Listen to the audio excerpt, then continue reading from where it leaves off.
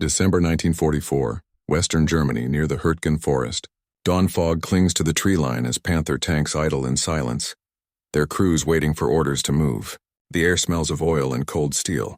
A lieutenant checks his watch. Artillery should take at least a few minutes to range in.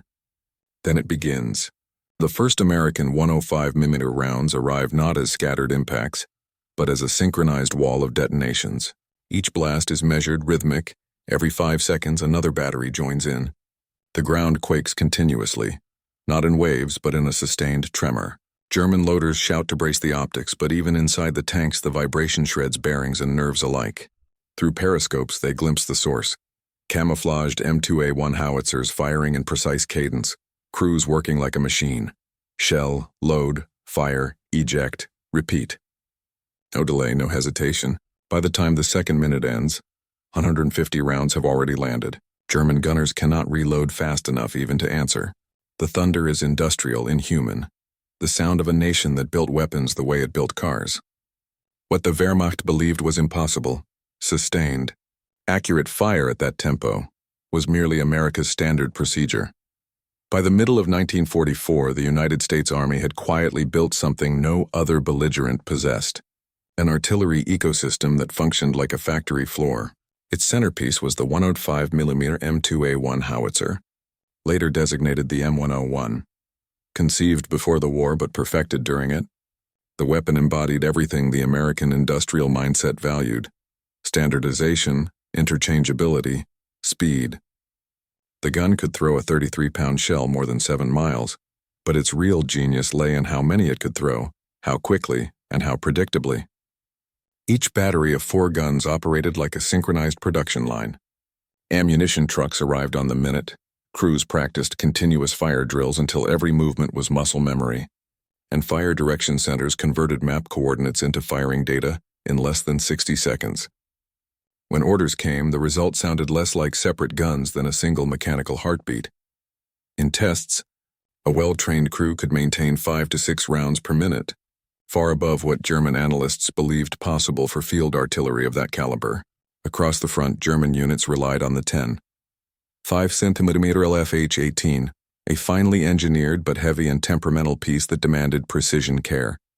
It weighed almost a ton more than the American gun, required a tractor to move, and overheated after prolonged barrages. Its rate of fire was officially 4 rounds per minute, yet in field conditions seldom exceeded 2. Each elevation change demanded manual recalibration. Each shell type required separate fusing. Designed for craftsmanship, it was ill-suited to the mass tempo of total war. The difference wasn't just mechanical, it was systemic. U.S. factories at Rock Island, Watervliet, and several private contractors could assemble hundreds of M2A1s per month, each one identical down to thread pitch. Shell casings, fuses, powder bags, even toolkits were standardized, so any crew anywhere could cannibalize or replace parts. Training manuals were identical from Louisiana to Leyte. In contrast, Germany's industrial base was being strangled by bombing and resource shortages. Subtle design variations between models complicated logistics. Communication finished the transformation. The Americans paired every forward battalion with a dedicated fire direction center, FDC, linked by FM radio to forward observers carrying compact SCR 610 sets. When a tank platoon radioed contact, the coordinates moved through a chain of calculations that reached a gun barrel in under 90 seconds. German artillery still depended on field phones and runners. In theory, the Wehrmacht valued initiative. In practice, its fragmented communications meant precious minutes lost. By the Normandy landings, U.S. divisions fielded over 400 105mm howitzers, each one capable of firing the moment coordinates arrived. They didn't shoot in isolation. Time-on-target fire plans allowed scattered batteries to calculate shell flight times so that every projectile struck simultaneously. The first round killed, the rest erased. German tank crews who had survived in Russia, through skill and armor, suddenly found that none of it mattered when invisible gunners miles away could walk shells across hedgerows faster than a tank commander could issue an order. To those men, the American barrage felt less like an artillery duel and more like a natural disaster engineered by mathematicians. The speed was incomprehensible, the precision unnatural, and behind every thunderclap lay a quiet truth. that industry, organization, and mathematics had combined into a weapon greater than any gun. As 1944 unfolded and Allied forces pushed through France, this rhythm of mechanized fire would define the new battlefield, one where reload speed meant survival. The Western Front in late 1944 was a laboratory of artillery efficiency. Every ridge, every crossroads, every stand of trees had coordinates pre-plotted by U.S. survey teams. When the front moved, mobile survey sections followed, re-establishing grids so that the 105mm batteries could displace, dig in, and resume fire within an hour. What looked to the Germans like improvisation was, in fact, a choreography of mathematics. Each howitzer had its own quadrant elevation table laminated in oilcloth, and every gunner could recite fuse settings by heart. Where the Wehrmacht used the artistry of a few veteran NCOs, the Americans relied on replicable procedure, turning skill into process. Field manuals FM 640 and FM 675 dictated not only gunnery technique, but the logistics that sustained it. Ammunition points sat exactly 3 miles behind gun lines. Truck convoys rotated in 8-hour cycles, delivering both shells and fuel. During the Normandy breakout, these cycles merged with the Red Ball Express, whose vehicles carried palletized 105mm ammunition as readily as rations. By August 1944, a single U.S. corps could expend 50,000 rounds in a day and replace them within 48 hours. German intelligence reports captured later showed disbelief at these numbers. They assumed clerical error, not industrial reality. This reliability changed tactics. Infantry commanders learned they could call for quick concentration on any grid within 2 minutes. The standard order, battery right, 1 round, fire for effect, triggered a cascade of synchronization from fire direction center to powder bag. The German equivalent required separate authorizations through battalion and regimental channels. Sometimes batteries fired piecemeal, unable to mass fire. The U.S. Army's decentralization of authority, allowing a lieutenant forward observer to summon 6 batteries, was radical. It transformed artillery from background support into a weapon of initiative. German armored formations felt the transformation most acutely. Tanks that once advanced under protective curtain fire found themselves paralyzed. Each time reconnaissance spotted a gun flash and tried to counter fire, the American batteries had already shifted azimuth by dozens of mils. Reports from Panzer Division during the summer of 1944 describe artillery fire that walks like a living thing. In reality, it was the result of probability plotting, a U.S. method that adjusted aim after every shot using observed burst patterns, an embryonic form of data feedback. Even without radar ranging, American gunners achieved a density that made German crews feel encircled by invisible guns. Production reinforced perception. By autumn 1944, over 8,500 M2A1 howitzers served in Europe. Spare barrels rode on flat cars. Worn tubes were swapped in the field. No other army possessed such depth. Germany's overstretched rail network could not keep Lefsch 18 barrels flowing fast enough. Each required specialized rifling machines now destroyed by bombing. The result was an asymmetry of endurance. The U.S. could maintain high rates indefinitely. The Germans could not risk barrel wear at all. Every time an American battery sustained rapid fire for hours, the psychological gap widened. Even more decisive was how the U.S. artillery integrated with emerging electronics. In 1944, the SCR-584 radar, designed initially for anti-aircraft fire, began tracking shell trajectories, feeding corrections back to FDCs. This experimentation foreshadowed post-war ballistic computers, but to German spotters it looked like sorcery. Barrages that landed closer after each salvo, as if someone in the sky adjusted them. Yet it was only physics organized and industrialized. By the time Allied forces crossed the Rhine, the American 105mm gun had become not just a weapon, but a tempo setter for the modern battlefield. Its rhythm, 5 shots per minute, sustained, synchronized, embodied a national philosophy. That precision could be mass-produced.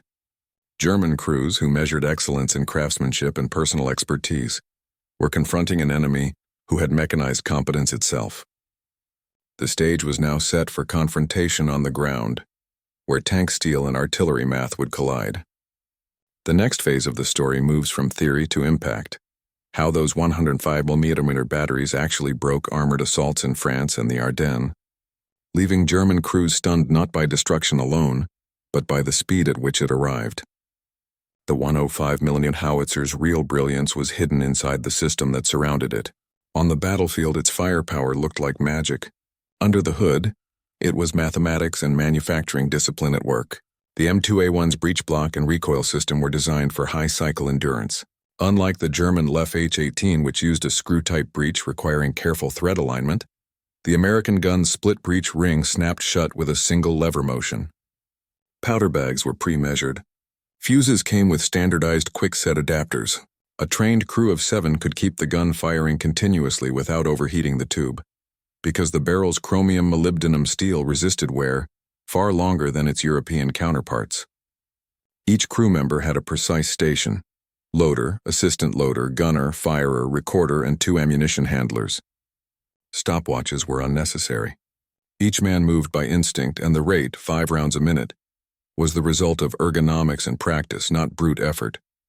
American fire direction centers worked like analog computers. Slide rules, graphical firing tables, and deflection boards let a sergeant compute range corrections in seconds.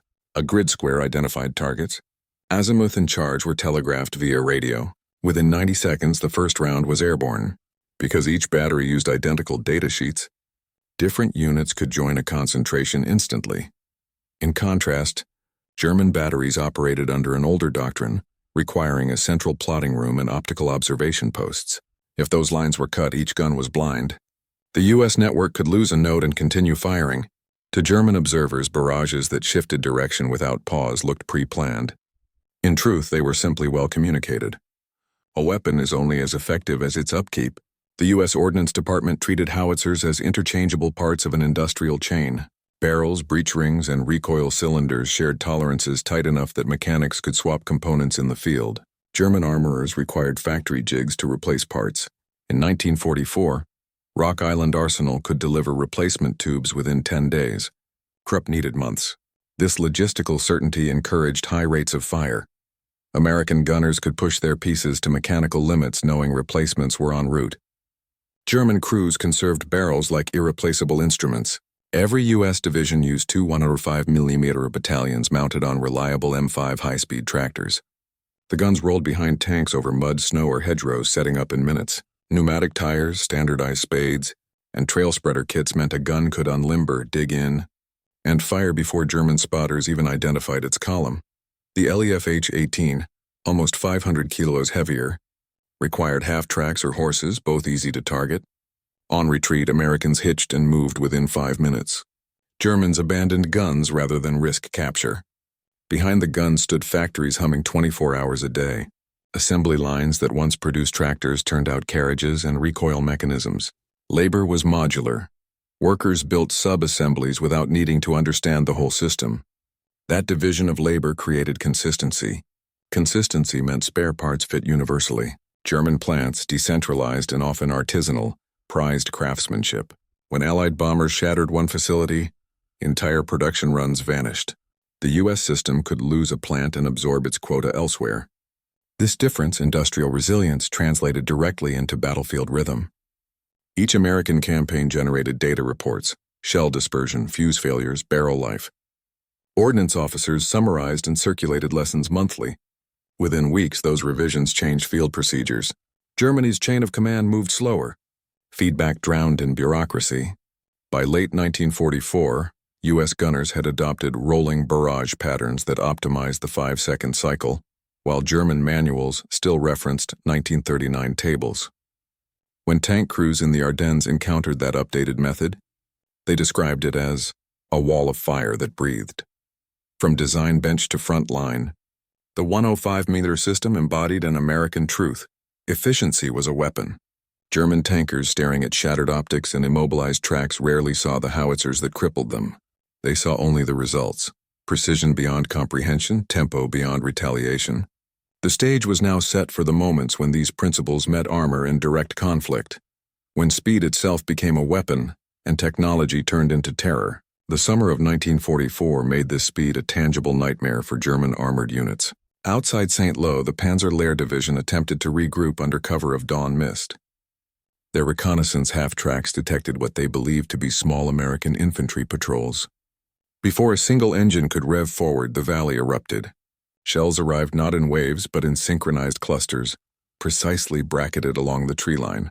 Survivors later described the pattern as instantaneous thunder, shells landing before the sound of the first burst reached them. Each gun position firing was miles away, guided only by observers and preloaded firing data.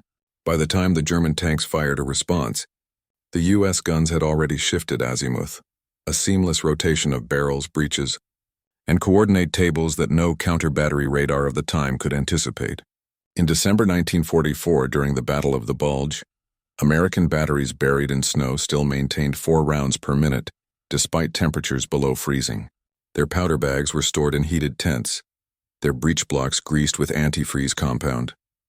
German Panther crews who had dominated open fields in summer now faced artillery that seemed to find them through the fog. Radio intercepts captured their disbelief. Artilleriefeu, es ist unmöglich so schnell. Artillery fire. It's impossible so fast. The psychological effect mattered as much as the destruction. In one 48-hour period near Bastogne, over 100,000 rounds of 105mm ammunition supported the surrounded 101st Airborne. For German commanders used to rationing shells, the idea that the Americans could waste ammunition by the trainload defied logic. Captured Wehrmacht reports later revealed how they tried to understand the mystery. Their scientists measured shell fragments and deduced that American propellant grains burned faster and cooler, allowing shorter recoil cycles. They noted the lighter carriage, the rapid trail spreading system, and even the standardized fuse caps. But they misjudged the true advantage. They believed the speed came from mechanical design. It really came from human and industrial coordination. The M2A1 was simple. Its power lay in how America multiplied simplicity. Every artillery school drilled the same cadence. Every crew had muscle memory identical to thousands of others. The Germans couldn't replicate that unity because their doctrine prized independence over uniformity. Behind each gun were young Americans, many barely 20. They learned to think in patterns, not emotions. Keep the gun hot, their sergeants said, and they did, hour after hour, unshaken by counterfire. German POWs captured after engagements often expressed shock, not just at the fire's speed, but at the calm faces of the gunners when they saw them later in camps. To them, these men seemed more like factory workers than soldiers. Yet that detachment was precisely why they were effective. Efficiency had become courage. For the Germans, courage still meant individual valor. For the Americans, it meant collective precision. The thunder of the 105mm howitzer created a new kind of warfare psychology. German tank crews began to delay attacks until nightfall or heavy rain, anything that could obscure American spotting. Even then, radar-equipped units using SCR-584 continued to plot trajectories through storms. Shells arrived by calculation, not by sight. This demoralization spread upward. German officers increasingly described the U.S. Army as industrial ghosts. The more the howitzers fired, the less the Germans believed in survival by skill. Each of these perspectives, mechanical, tactical, psychological, showed a singular truth. The 105mm howitzer didn't merely kill targets. It broke confidence. When the barrel smoked and the breech slammed shut, it wasn't just a weapon speaking. It was an entire nation's capacity for synchronization, discipline, and endurance condensed into thunder. The next chapter would show this thunder meeting armor head-on, where tank turrets, steel, and pride confronted a new rule of war, that numbers, organization, and reload speed could outfight even the most elite divisions of Europe. By early 1945, the duel between German armor and American artillery reached its technical and psychological breaking point. The setting was the Ruhr Pocket, Germany's final industrial heartland, where retreating Wehrmacht units tried to hold defensive lines behind rivers and shattered cities. Here, the 105mm howitzer met the last of the panzer divisions in a contest that revealed more than firepower. It exposed an evolution in the philosophy of war. The Germans entered these engagements expecting parity. Their tanks, Panthers, Tigers, and assault guns, were still formidable in single combat. Their armor could shrug off Sherman shells at range. What they did not expect was that they would be pinned, blinded, and broken before even engaging a visible target. It began with sound. A distant thunder that signaled coordinates being calculated miles away. Within moments, airburst shells detonated over tree lines and crossroad junctions. raining shrapnel that tore through vision ports, aerials, and open hatches. Crews inside Panzers described the impact as metal rain, each explosion hammering from every direction, giving no sense of origin.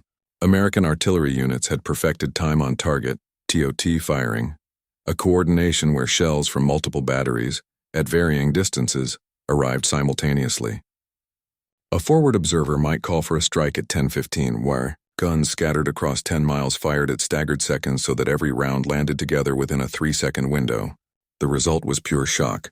No warning whistle, no adjusting fire, just instantaneous saturation. German tanks caught in a TOT barrage often found their tracks sheared or optics shattered before crews even realized they were under artillery attack. For a force trained to react and counter, the experience felt supernatural. Near Remagen, when the Allies unexpectedly captured the Ludendorff Bridge, artillery became the backbone of the bridgehead's defense. German counterattacks came in waves, tanks emerging from mist-covered ridges, firing at the half-repaired crossing. U.S. 105mm batteries, set up along the Rhine's western bank, operated like synchronized instruments. Each time radio observers spotted movement, a coded phrase, "Squirrel Red" or "Badger North," sent pre-calculated grids roaring to life. Within seconds, a dozen guns poured fire into the coordinates, the shells overlapping so tightly that spotters described it as a continuous spark over the fields. Tank columns that might have breached the lines dissolved in plumes of black dust and shredded armor. For German commanders, the tactical situation became untenable. They could not close the range before being immobilized. They could not retreat fast enough without being bracketed by shellfire. In desperation, they began to move exclusively at night, only to find that American radar and sound ranging stations could still triangulate muzzle flashes. Every adaptation met a counter-adaptation. The faster the Germans tried to relocate their guns, the faster American artillery adjusted. It was not brute strength defeating them. It was calculation executed at industrial speed. A report from General Hasso von Manteuffel, one of the Wehrmacht's most respected armored commanders, captured the mood. "We are fighting not an army but a production line. They have made mathematics into a weapon." This was not rhetoric. American artillery units used new probability firing tables, allowing for small ballistic deviations to statistically guarantee hits within a given area. Instead of one precise shot, they produced hundreds of near-perfect ones. German gunners, trained in fine adjustment and single-barrel accuracy, could not comprehend a doctrine that favored volume as precision. The 105mm's rapid reload cycle turned quantity into quality. Even when German units attempted counter-battery fire, they found only empty pits. U.S. gunners fired 6 rounds and shifted position before the first enemy shell landed. This shoot-and-scoot rhythm became so effective that the Germans began wasting ammunition on decoys, burning haystacks, dummy guns, or random coordinates, in the hope of slowing the invisible barrages. And then came the psychological climax. During the encirclement of the Ruhr, German prisoners captured from tank regiments were interrogated by Allied officers. Many spoke less of fear of death and more of disbelief. They described artillery that behaved as if guided by machines, gunners who seemed tireless, and barrages that responded faster than human reflexes. One tank commander confessed that his men had stopped looking through periscopes altogether. The blast waves shattered optics before they could aim. "We never saw them," he said quietly. "Only the flashes." By the time spring came, the battlefield belonged to the mathematicians and the mechanics.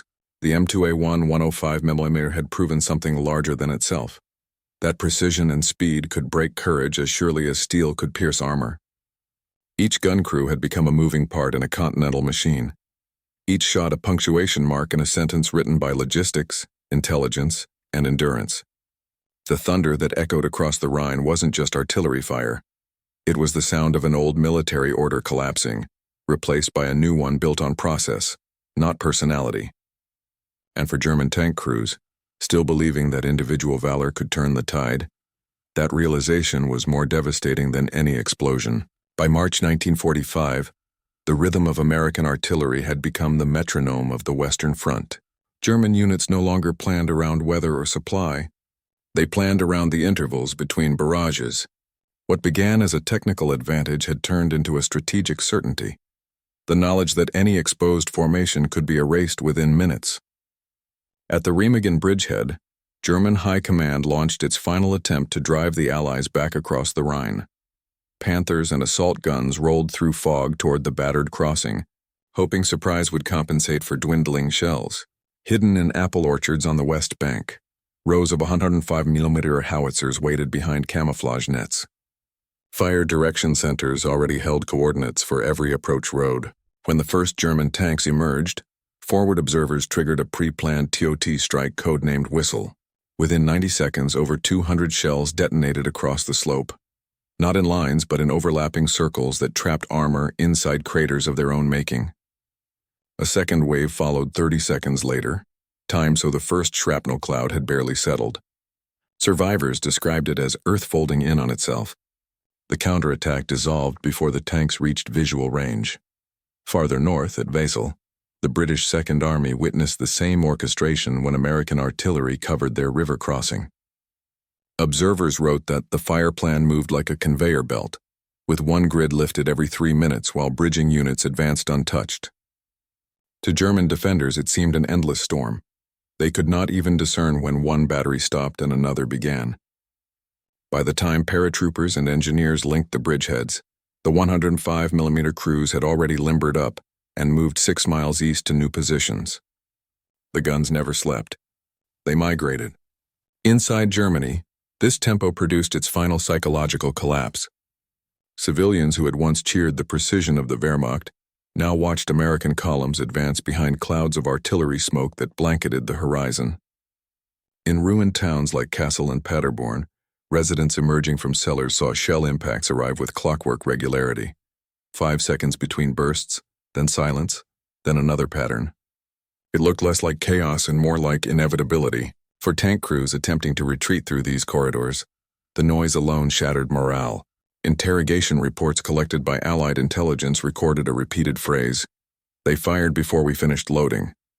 The Germans tried one last technological answer, the 10. 5cm LEFH 18M mounted on self-propelled chassis for speed. On paper it matched the American gun. In reality it was doomed by scarcity. Crews lacked fuel to reposition, factories lacked spare tubes, and ammunition stocks were measured in hours. The U.S. meanwhile produced 50 million rounds of 105mm ammunition in 1944 alone. Logistics had replaced heroism. As April arrived, entire panzer battalions began surrendering en masse. At the Ruhr, one German captain ordered his company to disable their tanks and walk west with white flags. Questioned later, he answered simply, "Our guns could still fire. Theirs never stopped." That statement became the epitaph of Germany's mechanized pride. The duel between tanks and artillery had ended not in a decisive battle, but in exhaustion. An exhaustion enforced by mathematics, supply chains, and synchronization. The 105mm M2A1 did not win the war by itself, but it embodied how America fought, systematically, relentlessly, predictably, and therefore, irresistibly. When the thunder finally ceased and silence reclaimed the valleys, the craters remained like signatures across the landscape. Each hollow marked not just destruction, but transformation. The point where industrial logic supplanted the romanticism of the battlefield. The German crews who crawled from their burned panzers could not yet articulate what had changed, only that the war they understood had ended, long before they surrendered. When the thunder of American 105mm guns finally stopped, Europe was a continent rearranged by logistics. The ruins of Cologne and Essen still smoked, but buried within them were the quiet remnants of a revolution in warfare, not one of new inventions, but of method. The same principles that had allowed U.S. howitzers to fire faster than German tanks could reload now became the foundation for a new world order built on efficiency. Captured Wehrmacht officers debriefed in Allied camps repeatedly emphasized one lesson: they mechanized thought. The United States had proven that the decisive weapon of modern war was not a tank, a bomb, or a gun. It was the system that kept them all synchronized. In post-war reports, American analysts such as Major General Levin H. Campbell wrote that artillery coordination during the 1944-45 campaigns had achieved an industrial tempo of battle, a phrase soon studied in every Western military academy. For the Germans, the aftermath was a study in disbelief. Their entire doctrine had prized individual initiative, the Kampfgruppen model of flexible, autonomous groups. It had worked in the open fields of France and the steppes of Russia. But against an opponent whose every battery, truck, and shell worked as part of a continental rhythm, the concept collapsed. They realized too late that the 105mm gun's real power lay in the network that surrounded it. The weather stations, the survey teams, the radio operators, the rail lines bringing powder by the mile. Each firing mission represented not one order, but the silent cooperation of thousands of unseen hands. In the immediate months after the surrender, Allied intelligence units walked through former German training grounds, measuring craters, collecting shell fragments, and mapping impact patterns. They were stunned by the precision, clusters so tight they could only have been produced by synchronized firing tables. What German gunners had called miracle fire was simply mathematics perfected. The data fed into new NATO doctrines that would define Cold War artillery. Doctrines that assumed every gun could be part of a larger computational organism. For American soldiers, the end of the campaign meant demobilization and reflection. Gun crews that had fired night and day found themselves dismantling the same weapons that had carried them across France. Many took fragments of shell casing home as souvenirs, reminders of the strange fusion of engineering and endurance that had defined their war. To them, the howitzer was more than a machine. It was proof that ordinary discipline, multiplied across a nation, could equal genius. Meanwhile, European civilians emerging from basements saw a different meaning. The steady mechanical barrages that had once terrified them now symbolized the end of chaos. In ruined theaters and schools, displaced families spoke of the rhythm guns that had ended the war faster than anyone believed possible. In that sense, the weapon became paradoxical, both destroyer and deliverer. By 1946, the U.S. Army had already begun redesigning its artillery systems based on lessons from the M2A1. Automatic loaders, improved recoil buffers, and the first experiments with radar-directed fire control appeared. Every improvement traced back to the same revelation: coordination mattered more than caliber. When the new M101 howitzer entered service, it was less an invention than a refinement, a continuation of the wartime logic that speed and precision could replace brute strength. Across the ocean, the Soviet Union drew its own conclusions. Their engineers, analyzing captured American guns, marveled at the simplicity of the breech and the durability of the carriage. They replicated the concept in massed fire doctrines, salvos of thousands of tubes synchronized to seconds, an echo of the American model pushed to its extreme. The age of the individual gunner was over. The age of orchestrated fire had begun. Yet amid these transformations, the human image remained hauntingly constant. A crew of 5 men, sleeves rolled, standing behind a steel barrel as it recoiled against the earth. Every pull of the lanyard was a small act of faith in the machinery of organization. They rarely saw their targets. They trusted geometry and teamwork. When peace arrived, that same trust would underpin the reconstruction of Europe, factories timed to the minute, rail networks rebuilt with military precision, economies driven by schedules rather than slogans. The howitzer's echo had migrated from battlefields into blueprints, and though the German tank crews who once faced its fire were gone, their astonishment lingered, a caution written in steel and smoke. In modern war, speed is intelligence, and discipline is power. In the years that followed, the echoes of America's 105mm howitzers reached far beyond the Rhine.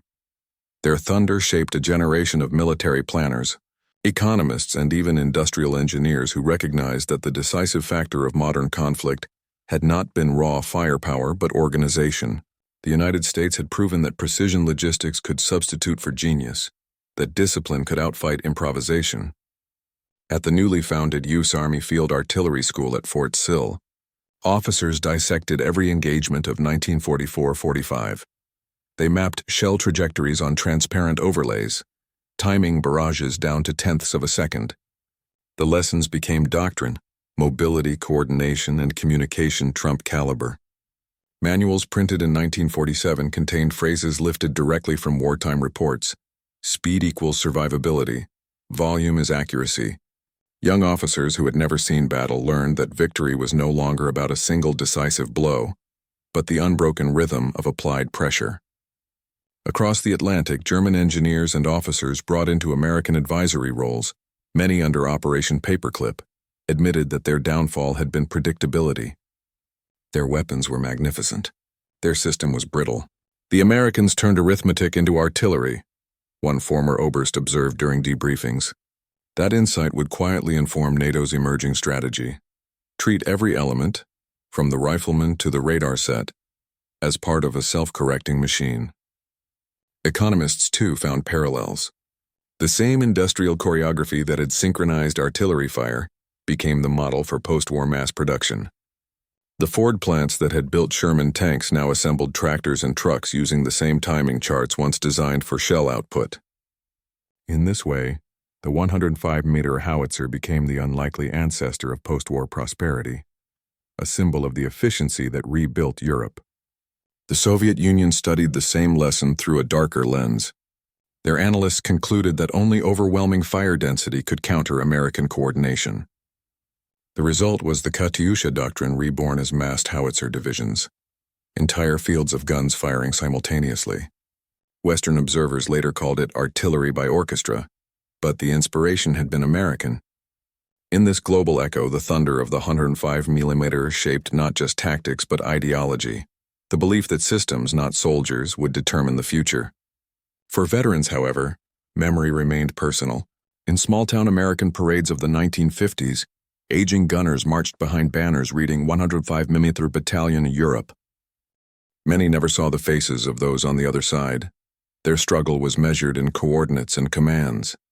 Yet they carried a quiet pride in mastering something almost invisible, the perfect union of people, machines, and timing. Yederusat. Preserved in archives often mention a single memory. When everything moved together, you could feel history moving forward. In Germany, the generation that followed inherited both the scars and the silence. Those who had lived through the final campaigns rarely spoke of what they had endured, but their children grew up in cities rebuilt with American steel, driving on roads first laid by foreign engineers. The sound of heavy construction, jackhammers, engines, drills, became the new soundtrack of peace.